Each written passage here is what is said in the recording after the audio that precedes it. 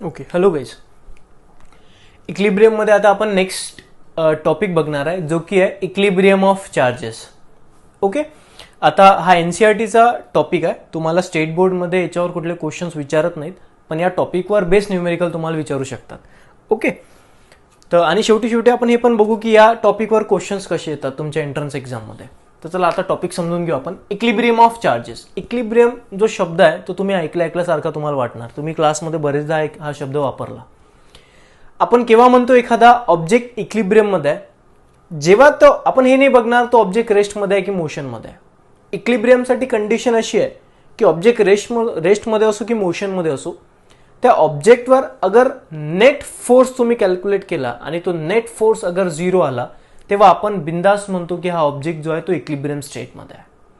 Okay, मग तसंच charges बद्दलही आहे. आता तुम्ही 3-4 लेक्चर बघितले इलेक्ट्रोस्टॅटिकचे, तर तुम्हाला कळलं की चार्जेसवर डिफरंट फोर्सेस लागतात, म्हणजे अट्रॅक्टिव्ह, रिपल्सिव्ह. तर आता आपण चार्ज हा इक्लिब्रियममध्ये केव्हा असतो तेव्हा आपण बघून घेऊ. सिंपल एक मी तुम्हाला एक्झाम्पल देऊन देतो गाईज, नीट लक्ष द्या. आता सपोज माझ्याकडे 2 चार्जेस आहेत, लेट्स से Q1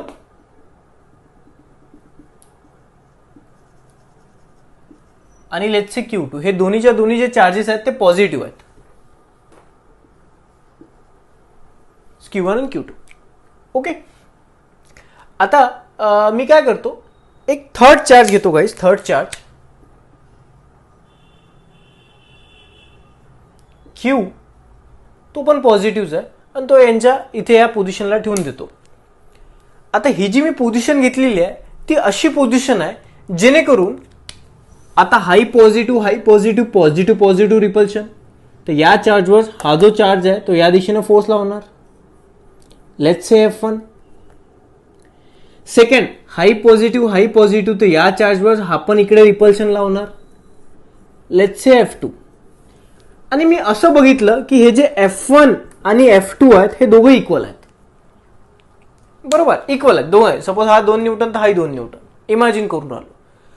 तर आता अगर मी या Q चार्जवर नेट फोर्स काढतो म्हटलो, नेट फोर्स तुम्ही नीट बघा, हाई 2 न्यूटन आणि हाई 2 न्यूटन आहे, तर या Qवर जो नेट आहे तो नेट किती आहे? 0.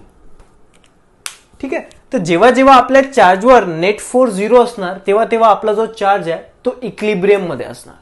ठीक आहे, तर ही झाली बेसिक डेफिनेशन की a charge is set to be in equilibrium. आपण चार्जला इक्लिब्रियम मध्ये आहे असं म्हणू when the net force acting on it is 0. So that is a basic definition. So a charge is said to be in equilibrium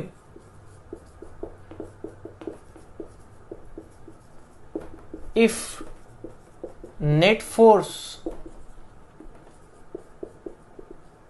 acting on it is 0. Fine. So आपण म्हणू की तेव्हा चार्ज इक्लिब्रियम मध्ये असते. तर मी इथे लिहून टाकतो F net is equal to 0. हे इक्लिब्रियमची कंडिशन आहे. फाईन. आता आपण याच्यावरचे आणखी 1-2 एक्झाम्पल पाहू, कारण की इक्लिब्रियमच्या थोड्या टाइप्स पण आहेत. आता इक्लिब्रियमच्या गाईज 3 टाइप्स आहेत टोटल. नीट बघा, हे कामाचे आहेत आपल्यासाठी. So types. फर्स्ट, हे फक्त इलेक्ट्रोस्टॅटिक मध्येच येते. जनरली आपण जेव्हा फिजिक्स शिकतो तेव्हा आपण इक्लिब्रियमचे काही टाइप्स बघत नाही. पण जेव्हा तुम्ही इलेक्ट्रोस्टॅटिक शिकता आणि जेव्हा चार्जचं तुम्ही इक्लिब्रियम शिकता तेव्हा हे तर खूप सोपं आहे समजासाठी की जेव्हा चार्जवर नेट फोर्स अगर 0 आहे तर त्या पोझिशनला जो चार्ज आहे तो इक्लिब्रियम मध्ये आहे. पण याचे टाइप्स पण पाडल्या जातात. बघा आता काय, पहिली टाइप्स आहे stable equilibrium.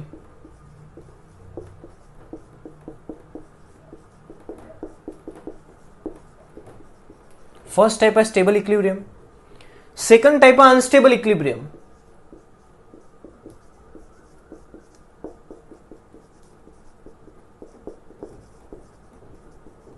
and third type आहे guys neutral equilibrium.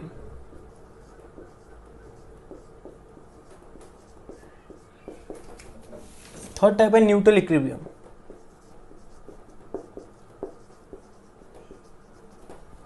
now let's discuss one by one.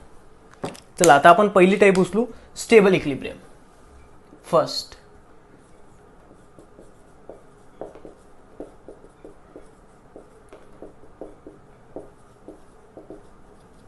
नीट समजून घ्या आता स्टेबल इक्विलिब्रियम का असते. आता या तिन्ही ज्या टाईप्स आहेत ह्या इक्विलिब्रियमच्याच टाईप आहेत, बरोबर आहे, हे तुम्ही विसरू नका. पहिले आपण एक्झाम्पल बघून घेऊ स्टेबल इक्विलिब्रियमचं आणि त्याच्यानंतर आपण स्टेबल इक्विलिब्रियमची डेफिनेशन बनवू त्याच्यावर. ठीक आहे, फाईन. आता इमॅजिन करा हा एक Q1 चार्ज आहे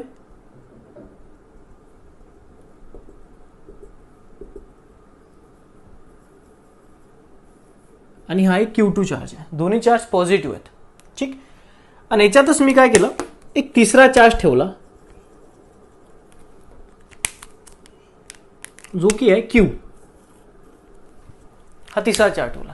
तिन्ही चार्ज पॉझिटिव्ह आहेत. मी जेव्हा साईन देणार नाही तर तुम्ही समजून जायचं की हे चार्जेस पॉझिटिव्ह आहे. निगेटिव्ह मी स्पेशली इंडिकेट करणार. फाईन. आता नीट लक्ष द्या. झालं असं, एक सेकंड,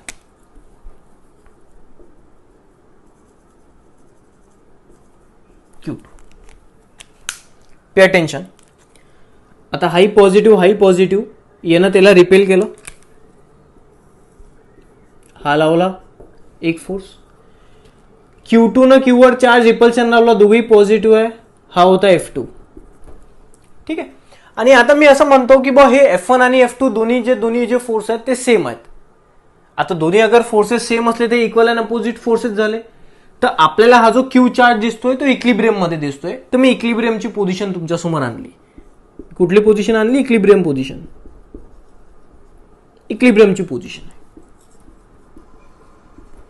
ठीक आहे, फाईन. आता मी म्हणणार जो चार्ज Q आहे तो इक्विलिब्रियम मध्ये आहे. ओके, असं मी कन्सिडर केलं, कारण की मी जरूर नाही की बा कुठे ऍक्च्युली या दोघांच्या मधात कुठे ना कुठे एक जागा असणारच ज्या जागेवर F1 आणि F2 इक्वल येणार. मी ऑलरेडी ते जागा कन्सिडर केली की बा इथं आहे तो, आणि चार्ज तो तुमचा जो Q चार्ज आहे तो इक्विलिब्रियम मध्ये आहे. फाईन. आता मी याच्यानंतर काय करतो, नीट लक्ष द्या. आता मी जस्ट फोर्सेस थोडे मिटवतो. मला माहित आहे इक्विलिब्रियमची पोझिशन आहे.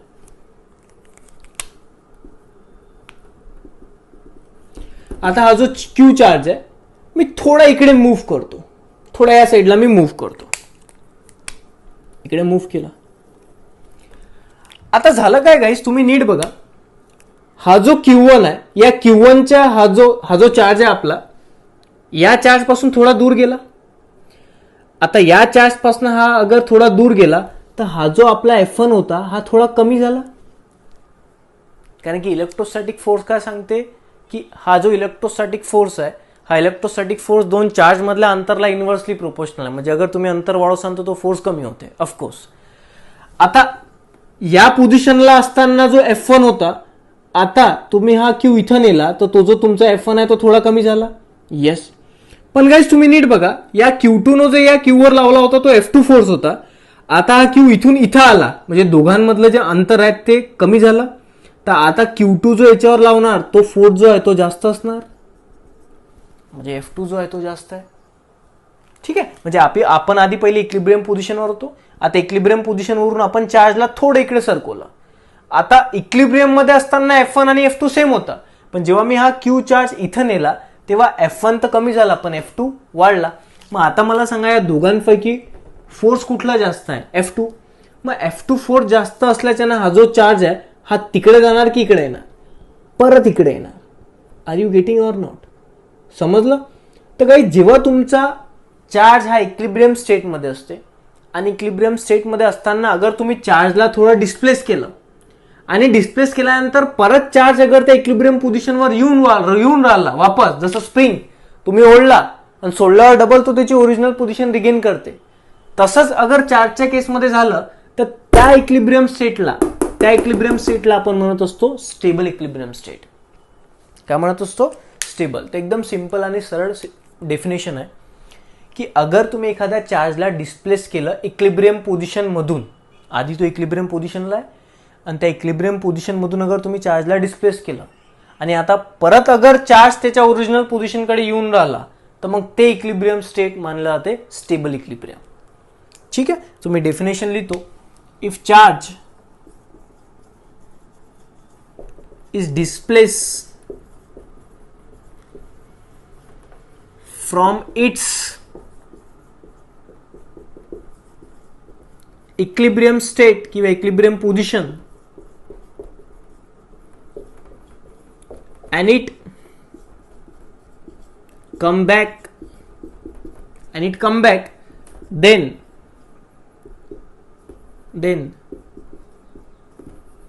this state किंवा this equilibrium is called as stable equilibrium.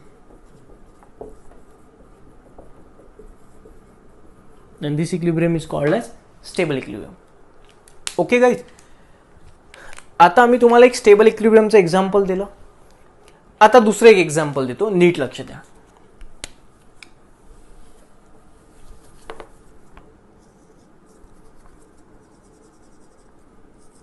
Let's say Q1,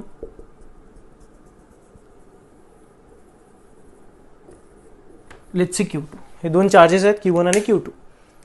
आणि मी एक तिसरा चार्ज इक्विलिब्रियम पोझिशनवर ठेवून देतो. एक तिसरा जो चार्ज आहे तो इक्विलिब्रियम स्टेटमध्ये मी ठेवून देतो. आता मी म्हणतो हा जो Q आहे तो इक्विलिब्रियम स्टेटमध्ये आहे. म्हणजे याचा अर्थ हाच की अगर हा जो Q चार्ज आहे तुम्ही त्याच्यावर नेट फोर्स अगर बघितला तर 0 आहे. आपल्याला माहित आहे कोणते फोर्स लागून राहिले. Q1 याच्यावर इकडे लागून राहिला फोर्स, Q2 याच्यावर इकडे लागून राहिला फोर्स, कारण की like charges repel each other. आणि हे दोघे F1 F2 सेम आहे. क्लिअर? ते इक्विलिब्रियम स्टेट तर झाली, फाईन. आता मी काय करतो, या चार्जला मूव्ह करतो, पण आता नीट बघा मी मूव्ह कसा करतोय. ओके, आता इक्विलिब्रियम स्टेटवर हा चार्ज आहे. आता मी या चार्जला असा मूव्ह करतो आणि इथं आणतो. ठीक आहे, इथं आणला रे बॉ चार्जला. ठीक आहे, आता चेक करतो नीट बघा या चार्जवर कोणते फोर्स लागून राहिले. आता Q1 आणि हा Q दोघांवर पॉझिटिव्ह चार्ज आहे. दोघांमध्ये रिपल्शन असणार. तो जो रिपल्सिव्ह फोर्स असते तो कसा असते, अलॉंग द सेंटर जॉईनिंग. म्हणजे हा जो Q1 आहे, या Q1 ने या Q वर तर फोर्स लावला, पण रिपल्सिव्ह फोर्स या दिशेने लावला. Let's say F1. Q2 पण या Q वर फोर्स लावून राहिला या लाईनच्या अलॉंग, पण तो रिपल्सिव्ह फोर्स असा असणार. Let's say F2. आता तुम्ही लोक वेक्टरचे स्टुडंट आहात, सांगा एखाद्या चार्जवर एक फोर्स इकडे लागून राहिला आणि एक फोर्स इकडे लागून राहिला, तर या दोघांचा जो नेट आहे तो अगर तुम्ही नेट कॅल्क्युलेट करसाल तर तो कुठल्या दिशेने असणार, या दिशेने असणार. म्हणजे मला सांगा हा जो Q चार्ज आहे, हा Q चार्ज कधी वापस ओरिजिनल पोझिशनवर येऊ शकतो का? नाही. तर या टाईपच्या इक्विलिब्रियमला आपण म्हणत असतो अनस्टेबल इक्विलिब्रियम. दोन एक्झाम्पल कळले. याच्या अगोदरच्या एक्झाम्पलमध्ये मी इक्विलिब्रियम पोझिशनवरून चार्ज डिस्प्लेस केलता, पण मला असं कळलं की आता हा वापस त्याच्या ओरिजिनल पोझिशनवर येऊन राहिला. या इक्विलिब्रियम स्टेटवर मी चार्ज इक्विलिब्रियम पासून डिस्प्लेस केला, पण जसा मी इक्विलिब्रियम पोझिशन पासून डिस्प्लेस केला तर मला असं कळलं की आता या चार्जवर कधीच खालच्या दिशेने फोर्स लागणार नाही. तो लागणार तो कोणचा, वरते. म्हणजे हा चार्ज कधी वापस येईन का? नाही. तर या टाईपच्या इक्विलिब्रियमला आपण म्हणत असतो अनस्टेबल इक्विलिब्रियम. सो बिलकुल डेफिनेशन अशीच आहे, तुम्ही हेच डेफिनेशन कॉपी करा. फक्त येणार काय, if charge is displaced from its equilibrium position and it do not come back, then this equilibrium is called as unstable equilibrium. तुम्ही लिहू शकता आता तीच डेफिनेशन. ठीक आहे, आपण आणखी एक दोन एक्झाम्पल आता घेऊ याच्यावर आणि एक दोन पॉइंट पण लिहून टाकू. तुम्ही फक्त सेम डेफिनेशन कॉपी करा. मी लिहितो अनस्टेबल इक्विलिब्रियम.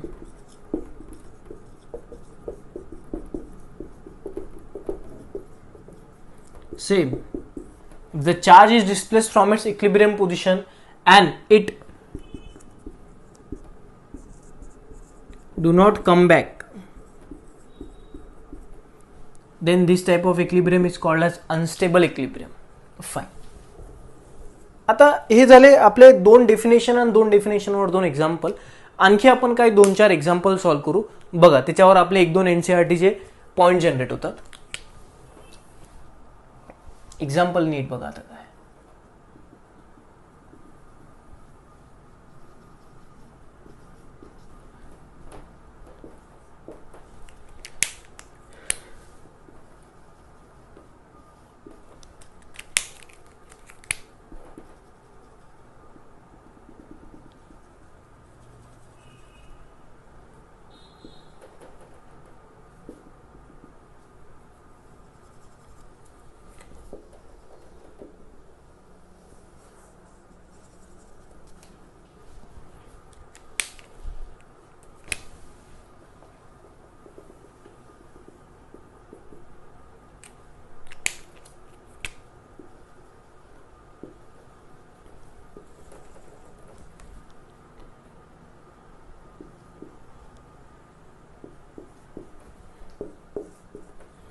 तर नीट लक्ष द्या गाईस, तुम्हाला एक्झाममध्ये थोडं कन्फ्यूज करतात हा. आता या टॉपिकवरच एक क्वेश्चन विचारलेला आहे. मी हा टॉपिक शिकवतो, पहिले हे एक्झाम्पल घेतो, मग मी तुम्हाला सांगतो क्वेश्चन का होता. आता गाईस नीट बघा, Q1 आणि Q2 दोघंही पॉझिटिव्ह चार्ज आहेत. ओके, आता आपण जो थर्ड चार्ज ठेवला Q, कॅपिटल Q, तो इक्लिब्रियम पोझिशनवर ठेवलेला आहे. आता ते इक्लिब्रियम पोझिशन काढतात कसे ते पण आपण शिकू, डोंट वरी. आता हा जो थर्ड चार्ज आहे इक्लिब्रियम पोझिशनवर आहे. फाईन. आता मी काय करणार, त्या थर्ड चार्जला डिस्प्लेस करतो. मग आपण चेक करू की ते जे इक्लिब्रियम आहे ते स्टेबल आहे की अनस्टेबल आहे. तर मी काय करतो, हा जो थर्ड चार्ज आहे याला डिस्प्लेस तर करतो, मूव्ह तर करतो, पण along the line joining the two charge. म्हणजे मी त्या अशा लाईनच्या अलॉंग त्याला मूव्ह करतो जी लाईन दोन्ही चार्जच्या सेंटरला जोडून राहिली. तर मी फर्स्ट टॉपिक काय घेतला, अलॉंग द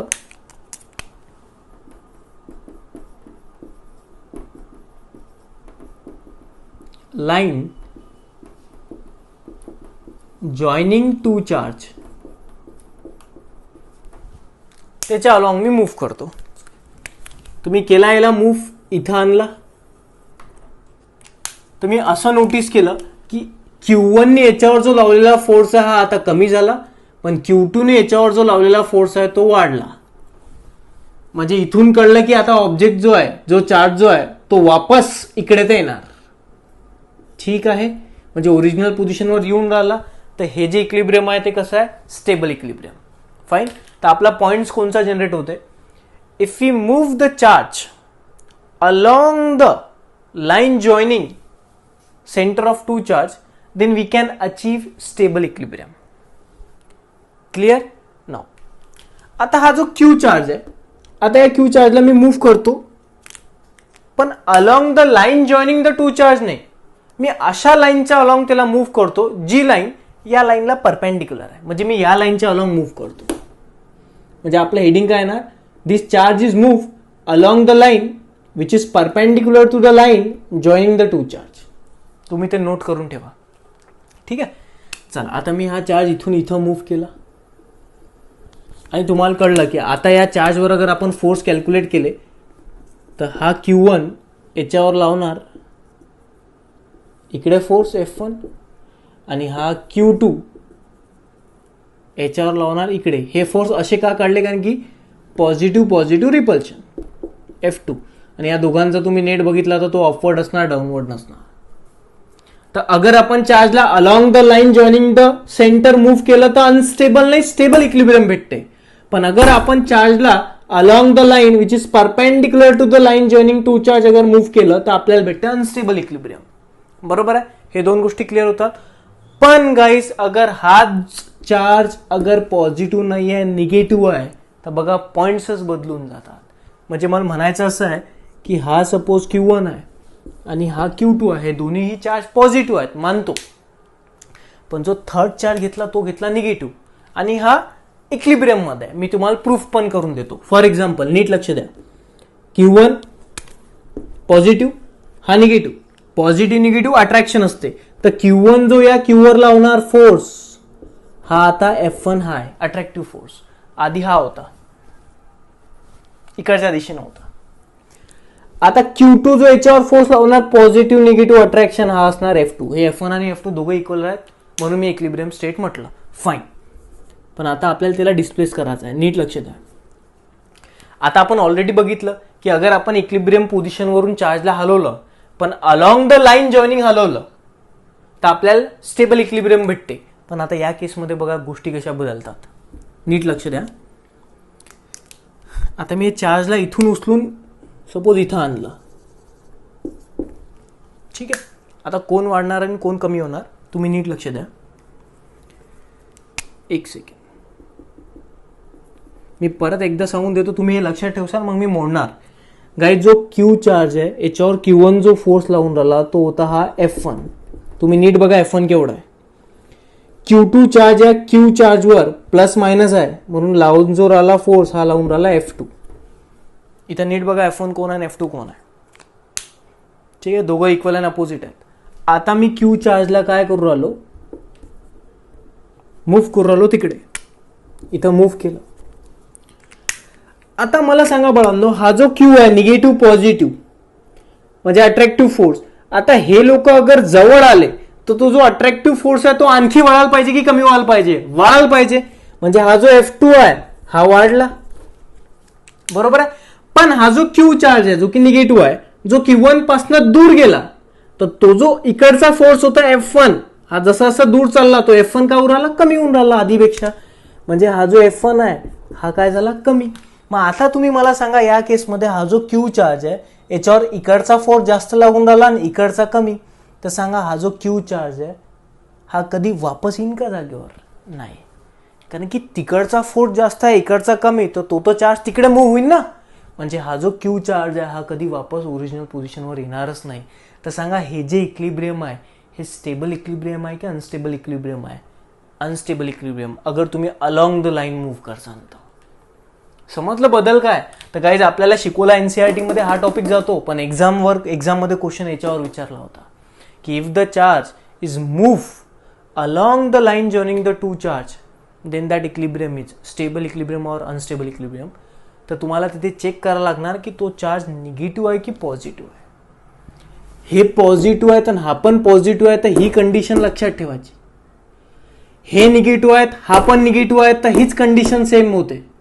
पण अगर गाईज हे पॉझिटिव्ह आहे तर हा अगर निगेटिव्ह आहे तर सिच्युएशन बदलून जाते. तर मी तुम्हाला एक प्रॅक्टिससाठी सिच्युएशन सांगणार, ते तुम्ही ट्राय करायचे. ओके, तर आपल्याला इथं कुठलं इक्लिब्रियम बदलं? Unstable equilibrium. चला, आता हाच निगेटिव्ह चार्ज आपण, हे दोघे पॉझिटिव्ह आहेत Q2 Q1, आता हाच निगेटिव्ह चार्ज आपण along the perpendicular line move करणार. चलो, आता हा मी निगेटिव्ह चार्ज इथं नेला Q निगेटिव्ह. आता सिच्युएशन बघू काय. Q1 पॉझिटिव्ह आहे, हा निगेटिव्ह आहे. पॉझिटिव्ह निगेटिव्ह अट्रॅक्शन असते, तर या दोघांमध्ये एक अट्रॅक्टिव्ह फोर्स असणार. तर मी म्हणतो हा झाला F1 attractive force. Q2 positive हा निगेटिव्ह अट्रॅक्टिव्ह फोर्स असणार, तर मी म्हणतो हा झाला F2. वेक्टरचे स्टुडंट तुम्ही हा F1 आहे आणि हा F2 आहे, तर according to the law net force जो असणार तो असणार हा. सांगा रे बाळांनो, या क्यूवर नेट फोर्स कुठे आहे? खालच्या दिशेनं, म्हणजे ओरिजिनल पोझिशनवर येऊन राहिला. तर सांगा इक्लिब्रियम कोणचा आहे? Stable equilibrium. तर अशा सिच्युएशन असतात गाईज, तुम्ही अगर चार्जच्या व्हॅल्यू बदलल्या तर स्टेबल इक्लिब्रियम हे अनस्टेबल पण होऊ शकते, अनस्टेबल इक्लिब्रियम स्टेबल पण होऊ शकते. त्यामुळे मी तुम्हाला तो पॉईंट लिहून देत नाही की परपेंडिक्युलरच्या अलॉंग अनस्टेबल असते आणि अलॉंग द लाईन स्टेबल असते. ते तर डिपेंड करते की तुमचे चार्जेस कसे आहेत. तर तुम्ही प्रॅक्टिस कशावर करायची मी तुम्हाला एक टास्क देतो.